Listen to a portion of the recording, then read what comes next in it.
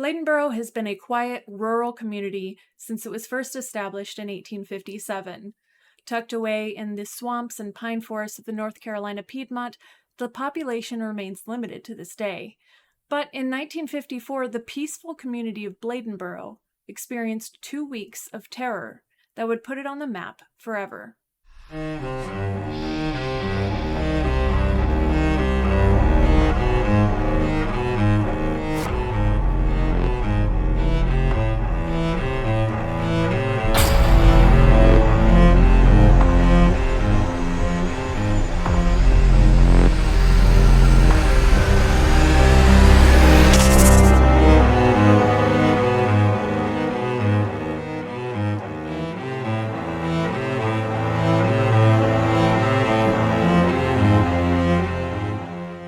Welcome to Puzzle Box Horror, where we research and report on some of the creepiest urban legends from around the world. Join us today for a critical look into the ever-elusive vampire beast of Bladenboro. I'm Macabre Mary, and if you enjoy this video, don't forget to like, share, subscribe, and leave us some feedback in the comments below.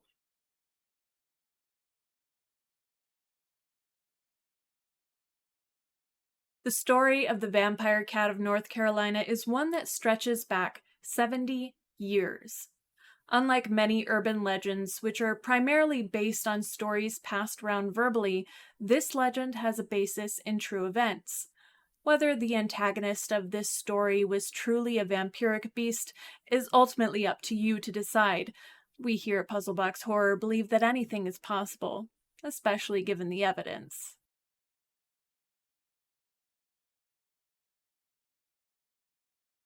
On the evening of December 29, 1953, a woman local to Clarkton in Bladen County heard her neighbor's dogs barking and whimpering.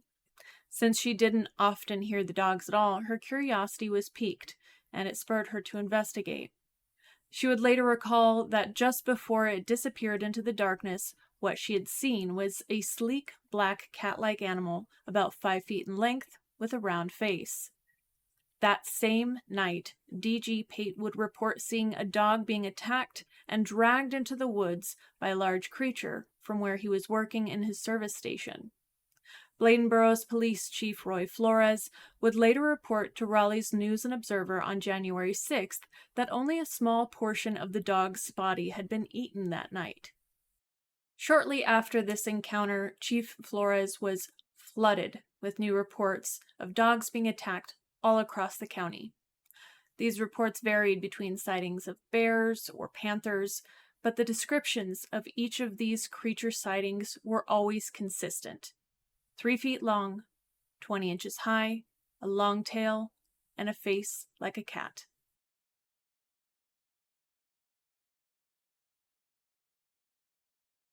On December 31st, 1953, Chief Flores was called out to Woody Storm's farm. There he would discover that 2 of Storm's dogs had been killed by something large and powerful. Even more curious, though, was that Flores found that both of the dogs had been completely drained of their blood, much like the first victim that was uncovered from the incident 2 days earlier.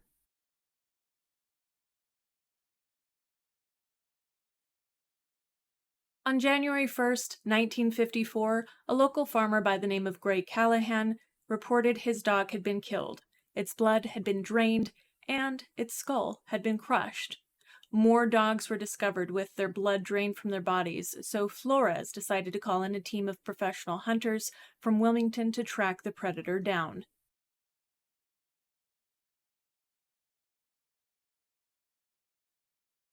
By January 2nd, some of the more imaginative townspeople came up with a theory that they were dealing with a vampire-like creature due to the state in which they found the bodies of the slaughtered animals. Despite his skepticism of their theory, Chief Flores organized a small search party, but their efforts to locate the predator before dark were hindered by the dense, swampy land that they had to cover.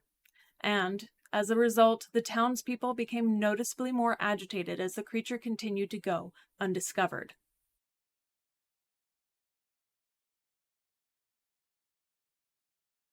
On the morning of the 3rd, Flores examined the carcass of yet another dog that had been killed at the service station on the outskirts of Bladenboro.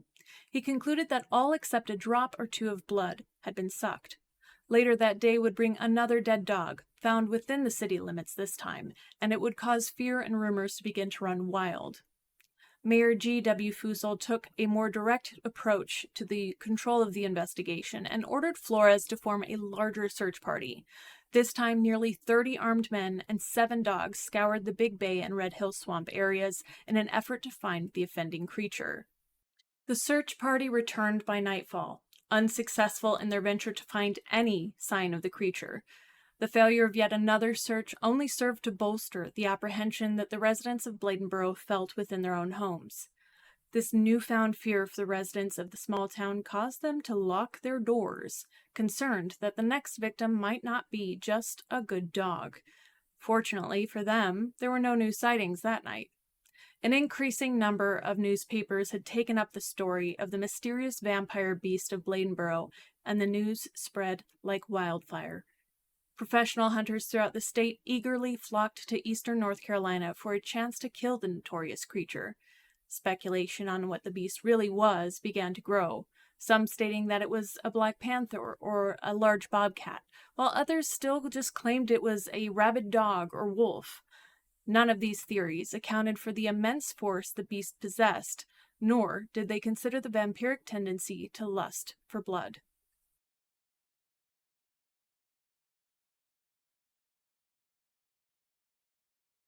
January 4th, the morning after the failed search, unusual tracks were reported on the edge of the swamp behind the mill area of Bladenboro.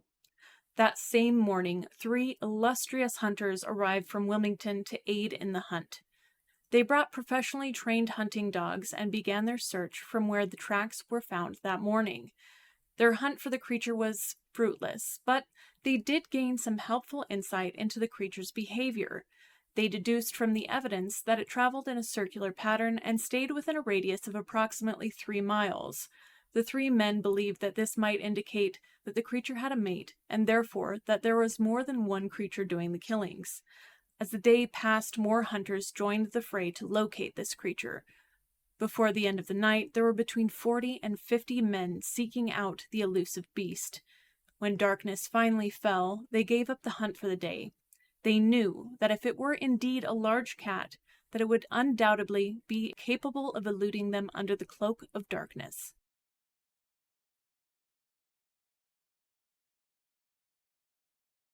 A moment of respite occurred on January 5th, when no new incidents popped up overnight. Despite the lack of unusual sounds, tracks in the mud, or drained animal carcasses, the hunting party continued to grow. Most notably, a man by the name of Sam Spivey came from Tabor City and brought along with him his bear dogs. The attitude of the hunters changed dramatically when a dog within 100 feet of the hunting party was attacked. It was said that the dog was dragged, screaming, into the swamp nearby before anyone could help it, or a shot could be fired. The dog was later found with its skull crushed and its body drained of all its blood. They got a break in their search, however, when they discovered tracks that revealed claws that were at least an inch long. This indicated to hunters that the beast was approximately 100 pounds. When the hunt ended that night, the town was abuzz with inquisitive tourists, newspaper reporters, and an influx of hunters hoping to be the one to catch the dreaded community menace. That same night, mill worker Lloyd Clemens and his wife were alerted by the sound of their 2 dogs growling. Mr. Clemens went to check out what was causing the commotion, and was on record saying, "I glanced out the window. I saw this thing. Had me plumb spellbound." Before Clemens was able to load his shotgun, the beast had already disappeared into the darkness. So he called the police to report his sighting and provide his description of the creature, and in his words, what he saw was About 3 feet long, 20 inches high. It had a long tail, about 14 inches long. The color of it was dark. Had a face exactly like a cat. Only I ain't never seen a cat that big. The story of the Beast of Bladenboro made front-page news in several different news outlets across the state. One such report was from the Raleigh News and Observer, and it detailed an incredible close call with the creature on the same day as the Clemens sighting. Not too far from the Clemens home, Mrs. C.E. Kinlaw heard 2 of her puppies whimpering outside of her house. When she stepped out to investigate, she was suddenly charged by the beast from the darkness. Her screams prompted her husband to rush immediately to her aid, which gave the beast an opportunity to escape back into the night. When questioned by authorities as to what she had seen near her dogs, she reported that there was what looked like a big mountain lion. It had apparently raced from 3 houses down the dirt street on which she lived to just a few feet from her porch. When Chief Flores had a chance to investigate around the Kinlaws' home, he reportedly found tracks that were bigger than a silver dollar. After this incident, an armed posse of around 500 to 600 people and scores of dogs thoroughly searched the mill section that surrounded the Kinlaw home. They remained on the premises until daybreak, and yet found no sign of the evasive beast. When hunters compared 2 sets of tracks left behind on site, they surmised that the tracks had been made by 2 different animals. On that same night, DG Pate and Chief Flores were standing together in the mill section when they heard a dog yelping in pain. Flores believed the dog was being dragged into the thicket that enclosed the houses, but when Flores and Pate arrived to save the dog, there was no sign of either creature. That dog's body was never found.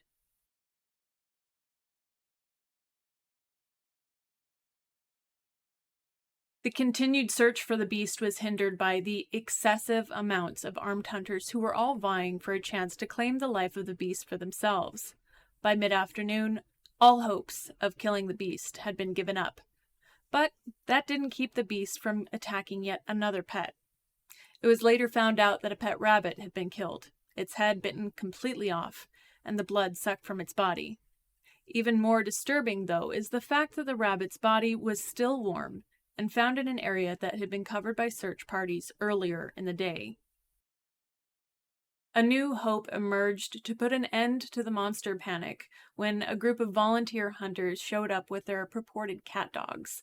Traps were set and baited with dogs as a way to bring the beast out of hiding and lure it to its death.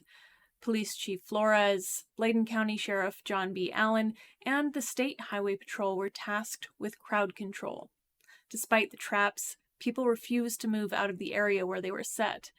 The threat of the Beast of Bladenboro was superseded by the hundreds of nervous armed people milling around the outskirts of town. As a result, Chief Flores and Mayor Fussell decided to stop the hunt to avoid the possibility of someone being shot on accident.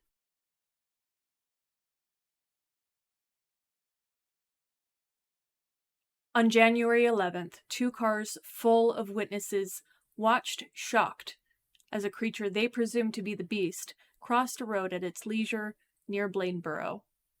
Each of these 6 witnesses gave Chief Flores the same overall description of what had already been reported in other sightings of the same creature. One of the witnesses, by the name of Jeff Evers, described the beast as having a large head with runty-looking ears. The road it crossed was near the bridge at Big Swamp, an area approximately 4 miles away from Bladenboro, and near to the area where the creature and its tracks had been frequently spotted.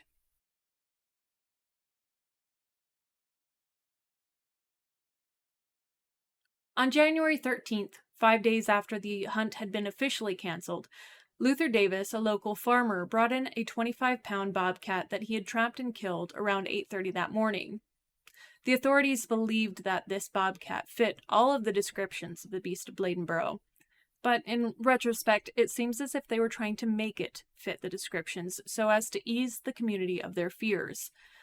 The only thing they could not manage to explain, however, was how a wildcat so small could have managed to take down dogs twice its size.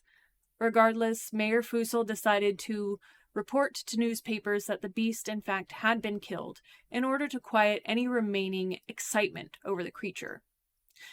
Despite the claims that the bobcat was the infamous beast, townsfolk continued to report sightings of a large cat-like creature in the Big Swamp section of Bladen County.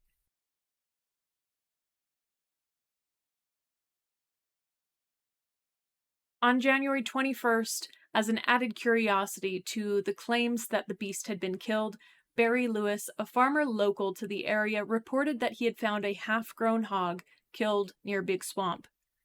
When examined, Flores noticed that the hog's bones had been crushed, and only a small part of the flesh had been eaten.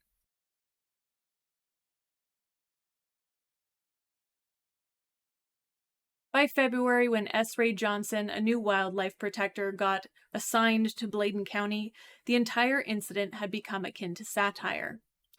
All of the reports remained unverified, and as a result, the same people who had been locking their doors the month previous were no longer taking the events seriously.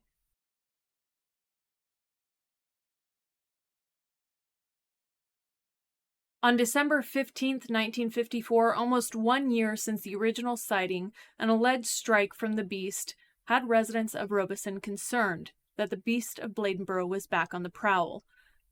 The attack happened within shouting distance of Robeson Memorial Hospital, where the beast killed 5 pigs and 3 chickens on a farm belonging to K.M. Biggs. Once again, the killings left behind no evidence of blood, which indicated that there was a recurrence of the blood-sucking traits that had been associated with this vampiric cat from earlier that year.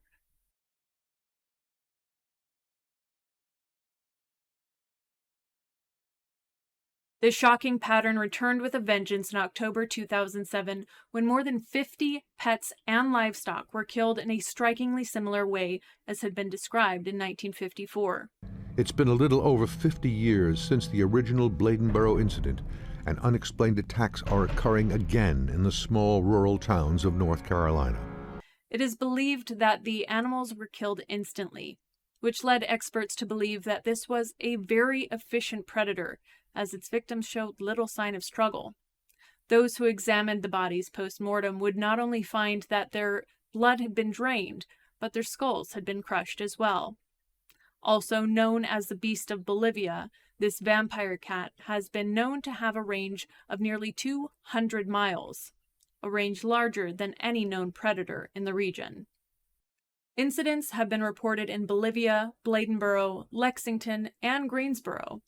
After more recent attacks, new witness descriptions of the creature have surfaced. There were claims that it was dark brown, approximately 4.5 feet long, with the face of a cat, claws of a dog, and vampiric teeth. Due to the areas the creature is claimed as its hunting ground, many assume that the predator dwells primarily within the swamps. In Lexington, approximately 60 goats were found with their blood drained and their heads crushed. 30 miles away in Greensboro, another farmer lost his goats in the same way. The more recent killings of dogs in Bolivia have gotten residents concerned that the vampire cat has returned with a vengeance. Bolivia residents Bill Robinson and Leon Williams, as well as 8 other residents of the area, all found that their dogs had been slaughtered over a 2-week period. Williams reported that there had been no sign of struggle, which, considering his dog had been a pit bull, he found to be incredibly strange. And around that same time, Robinson found unidentifiable tracks in the area. These were measured to be about 4.5 inches in diameter.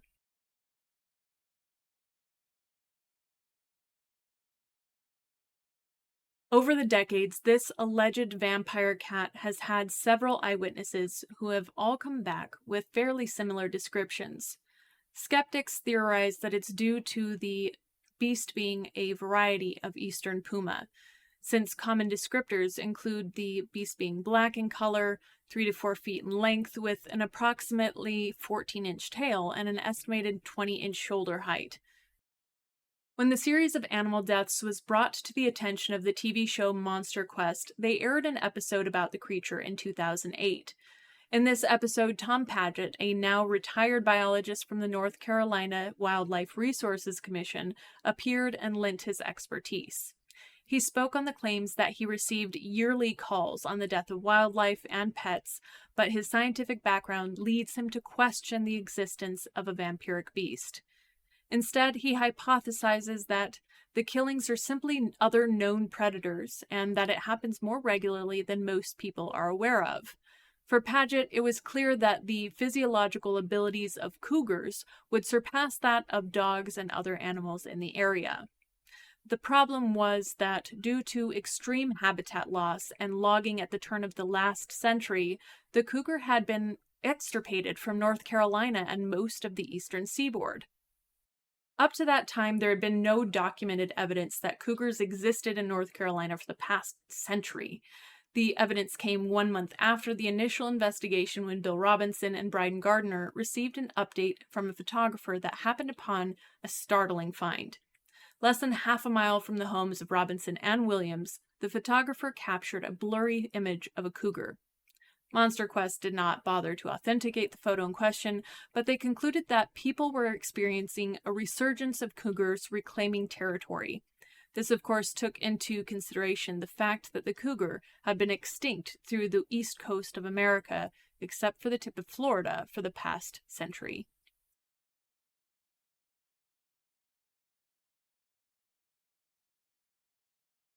Even as it continues to be a genuine terror for the communities of central North Carolina, the Beast of Bladenboro has been relegated to the annals of North Carolinian folklore.